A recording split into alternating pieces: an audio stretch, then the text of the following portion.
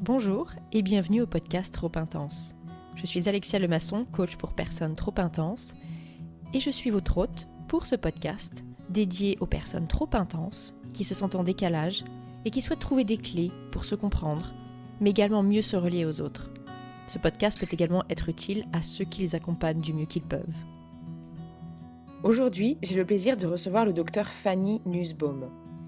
Elle a sorti récemment un livre sur l'art de l'excellence et vous la connaissez peut-être grâce au livre Les Philo Cognitifs. Le docteur Fanny Nussbaum est psychologue, essayiste, conférencière, chercheur associé et surtout experte scientifique en psychologie et neurosciences de l'intelligence. J'ai eu envie qu'elle nous parle excellence et intelligence. Nos échanges ont été tellement riches, elle a été tellement généreuse dans son partage que je me suis retrouvée avec beaucoup de contenu. J'ai donc décidé de faire 2 épisodes. Le premier, aujourd'hui, sera plutôt axé sur l'intelligence et l'excellence. Vous verrez qu'elle vient nous proposer une nouvelle perspective sur l'intelligence, sur la performance, l'excellence. Et ce que j'aime, même si on n'est pas toujours d'accord avec le docteur Fanny Nussbaum, c'est qu'elle vient nous agiter un peu le bocal. J'ai eu l'effet d'avoir une boule à neige dans la tête après son livre. Tout était mélangé, remis en question, les nouvelles perspectives apportées. Et pour moi qui aime beaucoup penser, j'ai vraiment aimé. Je vous laisse la découvrir ou la redécouvrir dans cet épisode. C'est parti. Allez, on y va. Alors, docteur Fanny Nussbaum, c'est vrai qu'on a vu en introduction la longue liste d'activités et de métiers que vous faites. Et ce qui semble ressortir, c'est que la caractéristique commune de toutes ces activités, c'est qu'elles sont animées par votre quête d'excellence. Oui, alors c'est sûr que l'excellence, ça me guide toujours. L'excellence est une quête. On n'atteint pas toujours l'excellence et même on l'atteint très rarement. Mais je crois en tout cas moi, je ne fais rien sans me dire que dans le domaine que je vais approcher, je serai excellente. Enfin, il faut que je devienne excellente, pardon pour le français. Euh, si je ne me dis pas, même si ça n'arrive pas parfois, hein, mais si je ne me dis pas que je veux devenir excellente dans le domaine que j'approche, alors ça vaut même pas le coup pour moi de le commencer. C'est même pas la peine. Donc c'est pour ça qu'il y a plein d'activités. C'est rigolo, j'en parle dans mon livre. Et je me suis longtemps demandé pourquoi, quand on partait en vacances avec mon mari, les enfants, pourquoi il y avait plein d'activités possibles. Je me souviens, il y a eu je sais pas, du surf des sables, plein de choses assez sympas à faire. Et en fait, à chaque fois, je sais pas pourquoi. Pourtant, je suis pas une nunuche qui veut rien faire ou qui a pas. Mais je prenais beaucoup plus plaisir à les regarder faire plutôt qu'à moi m'exercer à ce truc-là. Et un jour, j'ai compris. J'ai compris que si c'était juste pour un one shot, j'avais pas envie. Si c'était pour vraiment apprendre à être un cador du surf des sables, là, je voulais bien. Mais une fois comme ça, je préférais regarder les miens et m'amuser à les voir prendre du plaisir, quoi. D'accord, donc c'est vraiment cette excellence qui vous anime dans tout ce que vous faites, cette quête. Oui, oui, oui, tout à fait. Et c'est justement ce que vous développez dans votre livre, L'art de l'excellence. Est-ce que je peux le résumer comme une manière de transmettre votre pensée et surtout votre art, non pas de vivre, mais d'exister à vos enfants, votre clan et au monde, on va dire. Ah, c'est parfait, je crois que je n'aurais pas dit mieux, à vrai dire.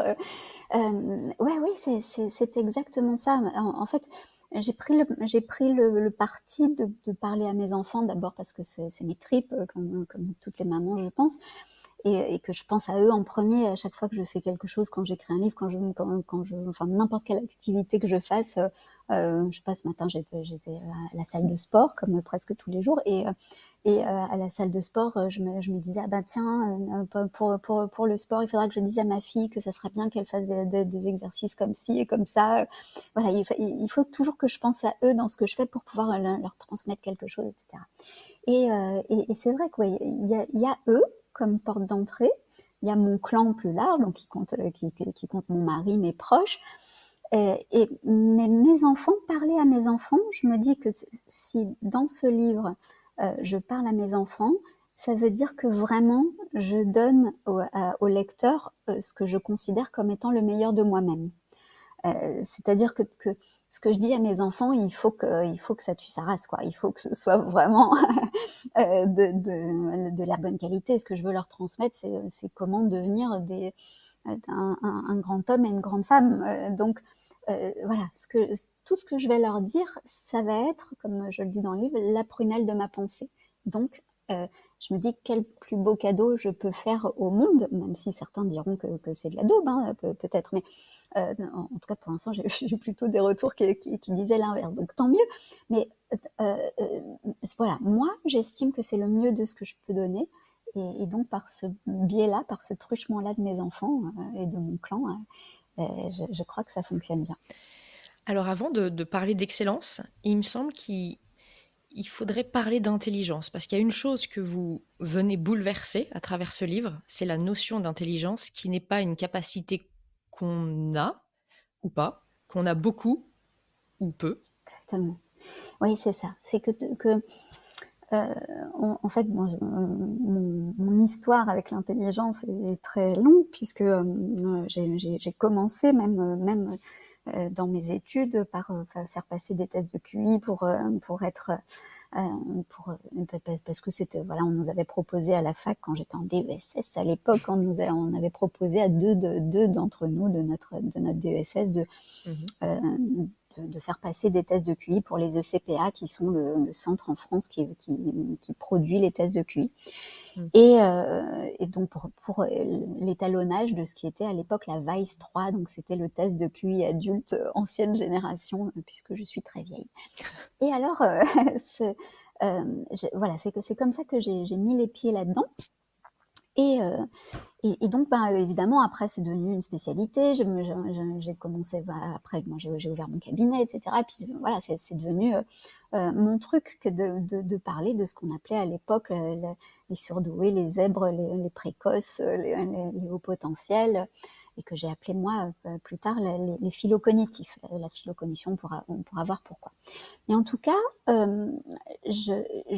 pendant des années comme ça, j'étais un peu mal à l'aise, même beaucoup mal à l'aise avec cette question d'intelligence. Pourtant, j'en parlais aussi comme telle. Je disais que la phylocognition ou les hauts potentiels, peu importe comment on les appelle, c'était l'intelligence. Mais il y avait un truc qui allait pas, parce que quand on me posait la question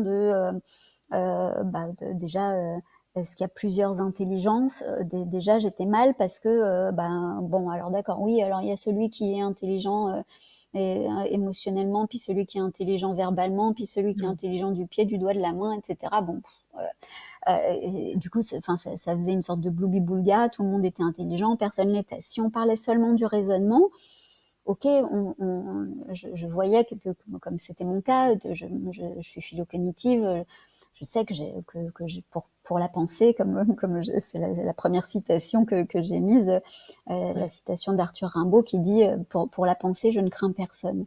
Et je me sens vraiment comme ça. Je me sens vraiment très très à l'aise avec mes pensées. Je sais que je peux pousser un raisonnement très très loin. Donc voilà, il n'y a pas de doute que je suis une phylocognitive, peut-être même plus.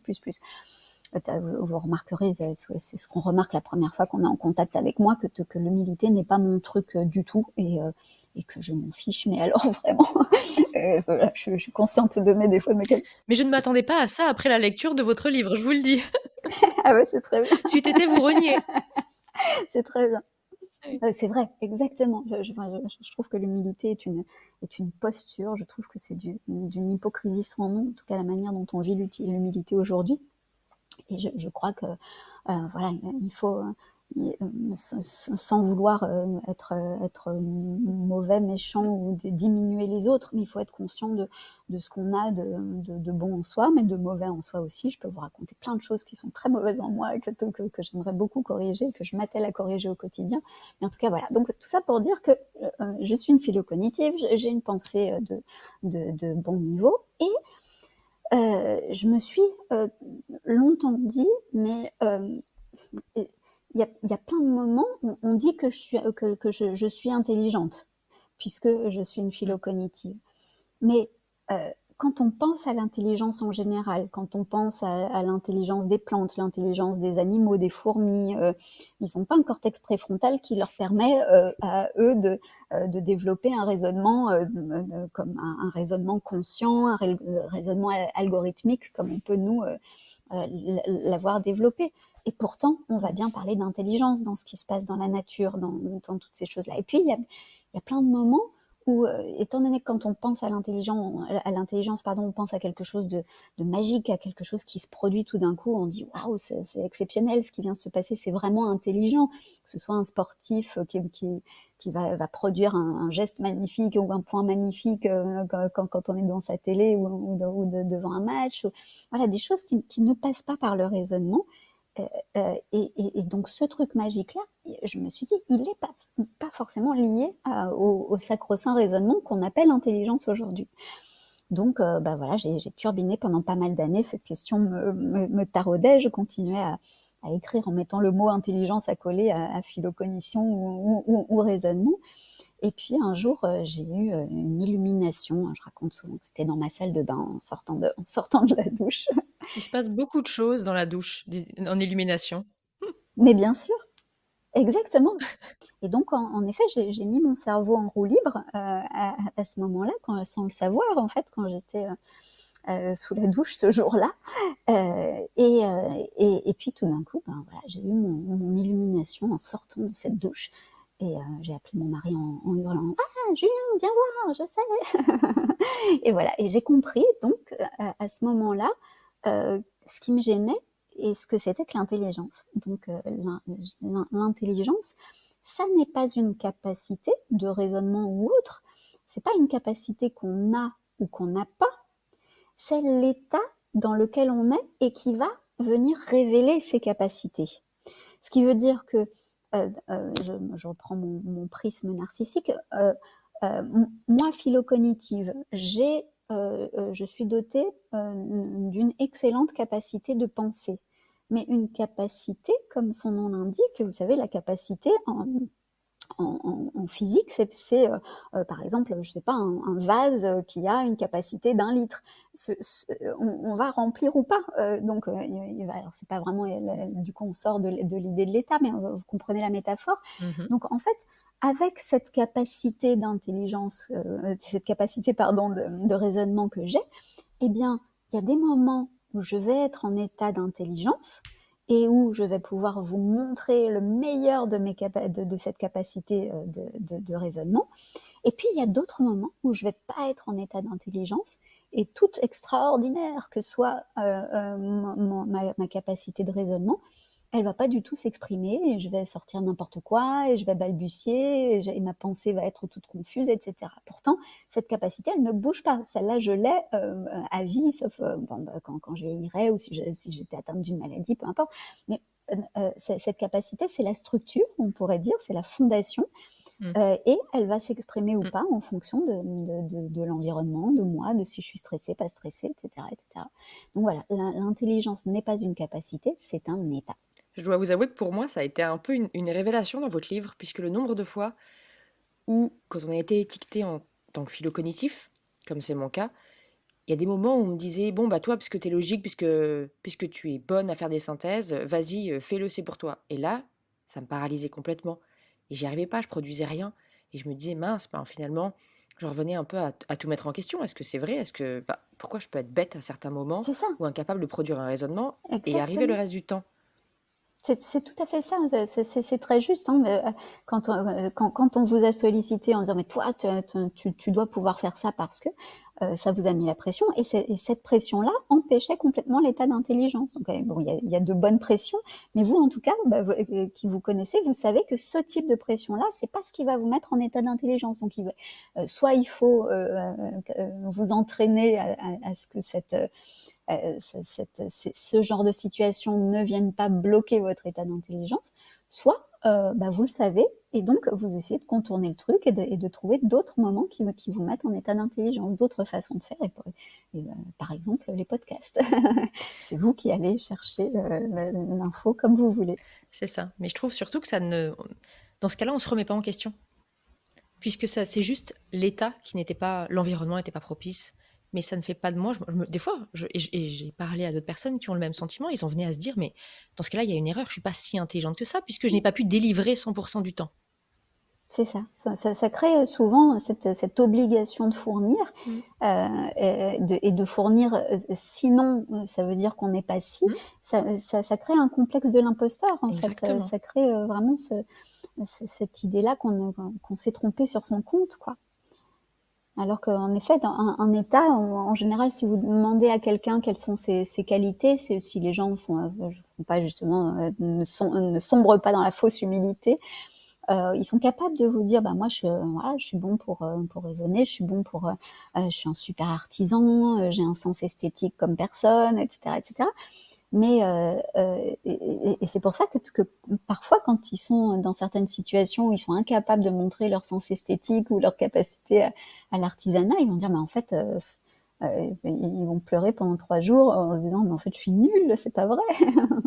Exact. Alors qu'en fait, c'est pas ça. C'est juste il faut arriver à comprendre en soi quel est l'état qui veut, enfin, ou plutôt trouver l'état. Donc, quel est l'environnement, quel est le contexte qui va valoriser au mieux sa capacité et permettre à cet état d'intelligence de s'exprimer au mieux. Exactement. En tout cas, merci. C'était ouais, c'est un bouleversement en fait de perspective, et c'est assez libérateur, je trouve. Ah, j'en suis ravie. Et ça nous amène, puisque l'état d'intelligence nous amène à l'excellence. Et dans votre livre, quand même, on se rend compte qu'on ne peut pas traiter l'excellence seule. Elle est très Oui. liée à la performance. Alors, on reviendra sur d'autres choses, mais aujourd'hui, que ça soit excellence, performance, dans la société actuelle que vous décrivez comme de la guimauve humaniste, Mhm. ces valeurs, ces notions-là ne sont pas positives du tout. Selon vous, qu'est-ce que l'excellence ? Alors c'est vrai que dans notre société, il n'y a pas, je crois on est empêché pour beaucoup d'entre nous d'être en état d'intelligence, pour même la grande majorité d'entre nous, on est empêché par cette guimauve humaniste, parce que on est dans cette ère où la vulnérabilité est un must. On doit montrer sa vulnérabilité, on doit voilà, on a meilleur compte aux yeux de la société de se montrer fragile. On va pas dire faible parce que faible c'est pas un joli mot. Ça se dit pas faible. Alors on va dire vulnérable, fragile. C'est beaucoup plus sympa, c'est beaucoup plus sexy pour le présenter. Et sexy, exactement. Ouais. Ouais, donc montrez votre vulnérabilité et donc dans tous les gens qui vont plutôt montrer leur force, leur puissance, vont se faire cogner dessus, quoi, par justement cette société humaniste c'est une société qui veut promouvoir la vie humaine, mais c'est la vie humaine dans son essence et pas dans son existence. Donc je fais la distinction entre les deux tout au long du livre en disant que pour un humaniste, chaque vie compte juste parce que c'est une vie, point. Donc, juste parce qu'elle est, juste parce que vous êtes né et que vous respirez, votre vie est sacrée et vous n'avez rien à en faire de plus. Et même si vous voulez en faire quelque chose de plus, là, vous êtes décrié, vous êtes mal vu, mal perçu parce que vous voulez sortir de ce gros magma tous ces gens qui sont tous censés être égaux, ne pas vouloir être plus, meilleurs que les autres, etc. Donc si vous sortez de ce groupe-là des humanistes qui valorisent juste le fait qu'il y ait un spermatozoïde un jour qui a rencontré un ovule et que ça ait créé une vie humaine qui est vous, alors du coup, vous n'êtes pas quelqu'un de bien. Donc il y a cette notion de bien et de mal qui est placée chez les humanistes dans vous êtes quelqu'un de bien si vous êtes vulnérable et que vous montrez cette vulnérabilité et que vous ne cherchez pas à montrer mieux que ça avec vous-même. Et vous êtes quelqu'un de mauvais, vous faites partie du camp du mal si, au contraire, avec cette vie, vous vous dites, bah non, en fait, moi, j'ai envie de tirer le meilleur de ce que je suis, de moi-même et de le montrer au monde. Alors là, vous faites partie des puissants. Si vous y arrivez, vous faites partie des puissants. Et les puissants sont les gens à éliminer, ce ne sont pas des gens bien pour un humaniste. Donc c'est pour ça, alors bien sûr ce terme humaniste, vous imaginez bien qu'il est ultra discuté, il y a plein de gens qui disent mais c'est pas vrai, c'est pas ça l'humanisme, etc. Donc on peut parler des définitions, la définition de l'humanisme, de l'humaniste de la Renaissance, celle à laquelle je me réfère pour moi-même plutôt, mais j'ai laissé le terme humaniste aux humanistes d'aujourd'hui, ceux du dictionnaire de Diderot et d'Alembert, et voilà, donc ça, on pourrait discuter de ça, mais en gros, je me souviens plus de votre question, mais je vais y arriver. L'excellence, je crois. Ouf, désolée pour les gens qui nous entendent, je suis la reine de la digression. Et c'est terrible, même pour moi, parce que je ne sais pas ce que je vais dire dans la seconde où je vais le produire, mais voilà, ça sort comme ça. Donc, et ça, ce sont les essentialistes. Essentialistes humanistes, leur philosophie, c'est l'essentialiste, c'est-à-dire, j'y peux rien, je suis née comme ça, je suis comme ça, et puis toute ma vie, c'est je pars à la recherche de moi-même, en quête de moi-même, je vais faire un stage de yoga, de méditation pour arriver à aller sur le chemin de moi-même, ou je vais faire un tour du monde pour partir en quête de moi-même. Donc, c'est comme si on allait se découvrir, comme si ça se construisait pas qui on était, c'était quelque chose, voilà, je suis née avec tout ce package et il n'y a rien qui est modifiable, en fait, j'ai juste à découvrir qui je suis et puis à faire avec, quoi. Je ne sais même pas avec quoi j'ai été livrée, puisqu'il faut que je le découvre. C'est ça, voilà, il faut que je les découvre. Et nous, de l'autre côté, je dis nous, voilà, les miens, et j'espère que, alors je crois que vous en faites partie, ça y est, et j'espère que d'autres en feront partie bientôt. Nous, les existentialistes, nous partons plutôt du principe que, bien sûr, on est du verbe naître avec un background génétique. Enfin, voilà, on est toujours du verbe naître avec une structure particulière, homme, femme, et il faut composer avec ça ensuite, mais que tout ce qui nous arrive, c'est pas ça m'est arrivé, c'est comme ça, c'est je vais construire ce qui m'arrive. Nietzsche nous dit, quand il nous dit deviens quelque chose comme deviens qui tu es, deviens qui tu es, ça veut pas dire essaye de trouver qui tu es et un jour, le jour où tu l'auras trouvé, tu seras devenu qui tu es, c'est pas ça. C'est construis qui tu as envie de devenir, en fait. Donc voilà, les existentialistes ont plutôt cette idée proactive de l'existence. Ouais. Donc on n'est plus en train de vivre et de laisser passer le temps comme ça en se disant, voilà, en le laissant nous traverser. On est cette fois-ci en train d'exister. Et exister, ça veut dire mettre du poids, de l'intensité dans sa vie et se créer. Donc ça, c'est exister par rapport à vivre pour les existentialistes. Et c'est comme ça que j'ai créé une religion. Parce que je dis donc enfin c'est pas moi qui le dis d'ailleurs, hein, je l'ai pêché chez Yuval Harari qui a écrit notamment Sapiens, Homo Deus, et donc Harari dit cette chose que je trouve très juste, qu'en fait une religion c'est pas forcément la croyance en un dieu et toute l'organisation autour de cette croyance, c'est simplement des codes et des conventions imaginaires qu'on a entre nous autour d'un mythe, autour de là où, enfin moi je le dis comme ça, autour de où on place le bien et le mal, et c'est toute une organisation autour de ça, donc autour, on pourrait dire, d'une philosophie. Donc en ça, le capitalisme est une religion, le véganisme est une religion, etc., etc. C'est juste que on dispose dans son esprit le bien et le mal, et après on organise toute sa petite société autour de ce bien et ce mal qu'on va organiser, et ça devient la religion. Et donc, l'humanisme, pour moi, est la religion qui va organiser l'essentialisme, la philosophie essentialiste. Et cette religion que j'ai créée, qui s'appelle l'embellisme, c'est la religion donc, qui va organiser la vie du collectif, de la communauté plutôt, autour de l'existentialisme. Et donc, pour en arriver à l'excellence, en fait, l'excellence, à mon sens, c'est le bien chez un existentialiste. C'est ça qui représente le bien. C'est-à-dire que si si tu te construis en tant que personne sans viser l'excellence, tu ne fais pas partie du camp du bien, selon nous. Comme chez un humaniste, tu ne fais pas partie du camp du bien si au contraire tu veux chercher, alors plein d'humanistes vous diront bah, je cherche l'excellence évidemment, mais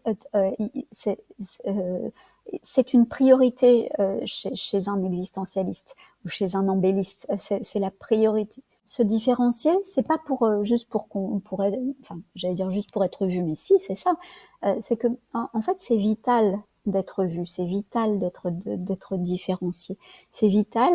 Il y a qu'à voir en fait quand quelqu'un vous dit rentre du travail et vous dit bah, j'étais avec mon groupe de collègues de travail et puis il y a le N+1 qui est arrivé dans le bureau et il n'a pas arrêté de faire des compliments à Simone et moi rien du tout alors que j'ai fait du super boulot, etc.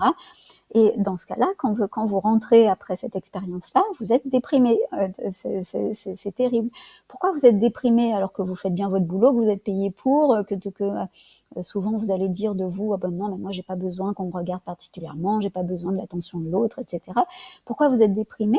Simplement parce que on a tous, ça fait partie de notre câblage de départ, on a tous besoin d'être différenciés, d'être vus.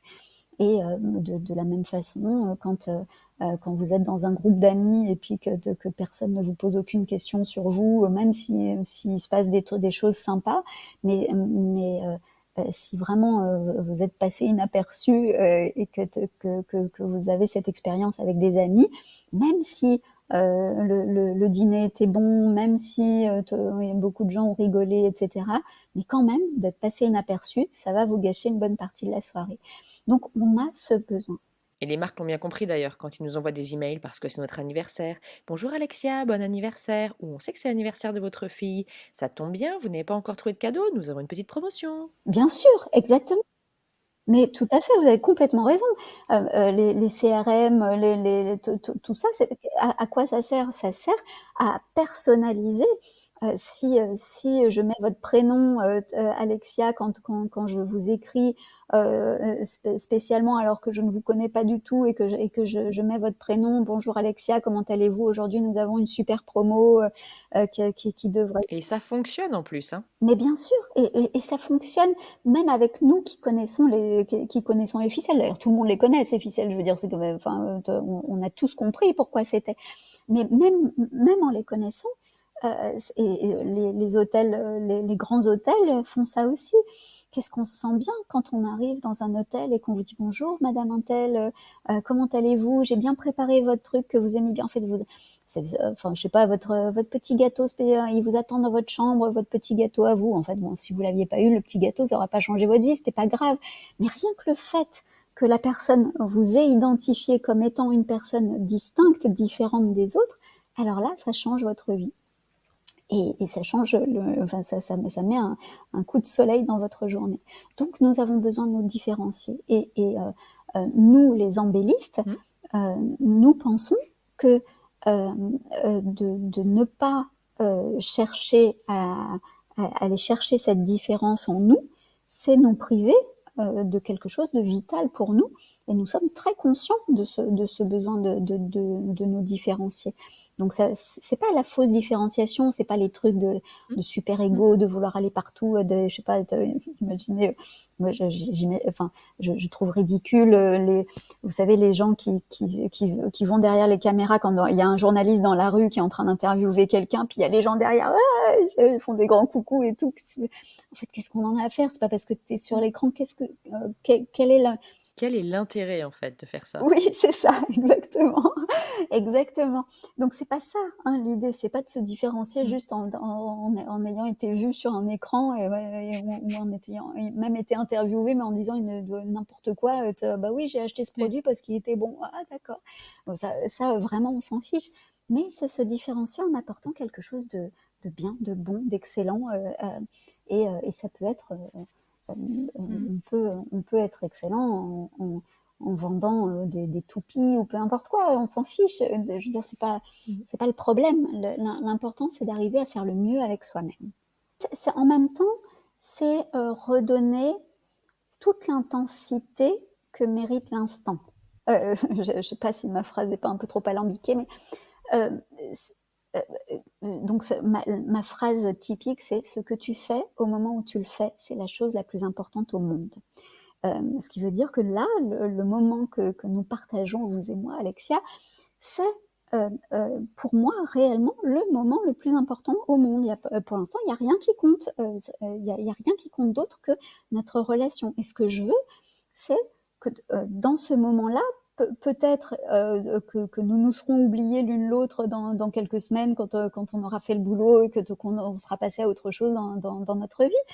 Mais aujourd'hui, maintenant, dans ce moment que nous partageons, je veux qu'il soit fort, qu'il soit intense, que toutes les deux, notre co-construction soit d'un super niveau, quoi. Et donc, vu que je peux rien faire de votre côté, je fais en sorte que voilà, ce qui m'appartient pas, je suis en même temps stoïcienne, c'est-à-dire que je vais pas essayer de changer ce qui est et qui ne m'appartient pas.